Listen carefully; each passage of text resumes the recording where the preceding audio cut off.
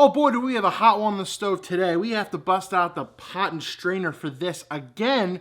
We have information from Fuji, coming from like Fuji rumors, about the Fuji X-T4. So let's get ready for this leak and let's strain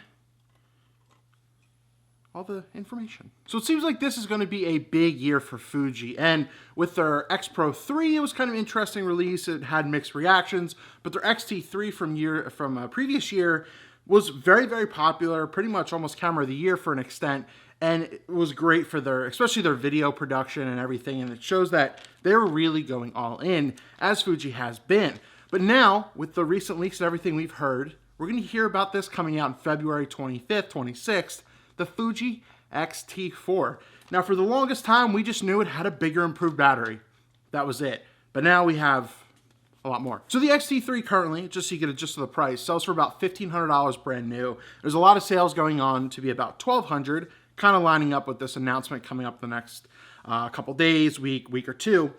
But the rumored price for the X-T4 is going to be about $1,700, which pretty much puts it right next to their newer X Pro 3 as well. So you're going to pick your poison, but obviously you're an X Pro fan, you're probably going to go the X Pro route. Unless you were disappointed about the X Pro 3, which was a very mixed bag, you might go to the X-T4, which is a lot of juicy information here. So most likely around $1,700. Once official, we can update that down below. But with that, you're also going to get a brand new 26 megapixel sensor. So expect it to have dynamic range improvements, autofocusing improvements, etc.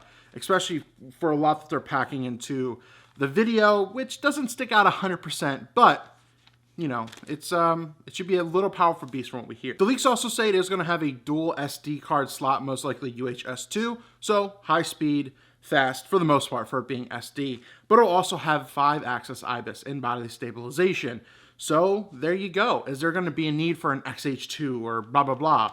You might get all of that or what they were going to do with that XH line into this X-T4. And on top of that, once again, they've been doing great with that as well. Face and eye detection in, I think in all modes. So you're going to be able to get exactly what you need if you want to shoot stills or for videography. So that's absolutely great.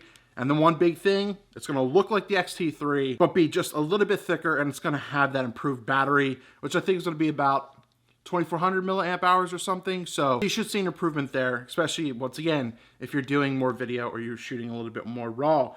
But probably one of the newest things and the biggest news on this, but a lot of people want, it's going to actually have a fully articulating 3-inch touchscreen. I think that's very crucial for a lot of content creators who are into Fuji. They don't have to hook up a monitor. That's why I like the Canon M50 and what Canon's been doing. They're articulating screens that they've been doing for a long time now. This really opens it up for the video world if you're looking for something like that. And it's just another way to do it. But also, it's going to have their back joystick, which is super key. Glad it's not omitted or anything. So you're going to have a lot of the same functionality that you're used to. Before I jump into like the video, the 4K specs, there is no 8K in this. Just a couple quick things as well. It's going to have all your simulation modes, so nothing changing there. Throw whatever JPEG in there that you like and whatever filter. USB-C, once again, still progressive. Glad they're using USB-C. HDMI micro. You wish it was, full, but obviously not a lot of cameras can do that, especially have that kind of raw output. It will have a stereo mic input, so you can plug a mic in, but it's not showing that it's going to have a headphone jack, which would be a little bit miss if that is fully true. So for your video, you're gonna have DCI 4K, 60 frames per second, up to 20 minutes recording time. But with really good range, you're gonna have all the way from 400 megabits per second, 200 to 100. So you're gonna get a lot of information and data going through that. Then it also does 30 and 24 frames per second that you can record up to 30 minutes at a time. Then you go down to a little bit more 4K, 60, 30, 24 frames again. Then once again, full HD, full slow motion. You could do 240 frames, probably with a little bit of crop or lack of audio, and 120 frames per second. But normally 60 frames, 30, 24. So nothing crazy coming off, spec-wise 100%, but definitely expect it to be a little bit more of a beast than what the X-T3 already is. And I'm excited to see what the improved autofocus with the screen and how that's going to help content creators and people who want to do a little bit more on the video, and Fujifilm users who want to do more, that content and, vlogging or whatever, if vlogging is even still alive.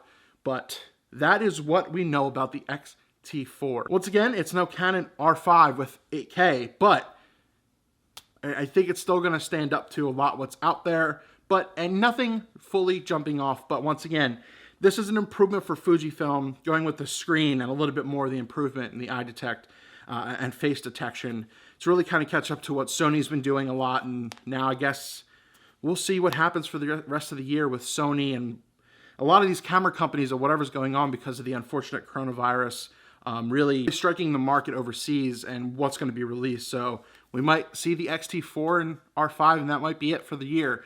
But the X-T4 seems like it's going to be a good camera. But let me know your thoughts down below. Is it really a huge step up from the X-T3? On paper, I don't know.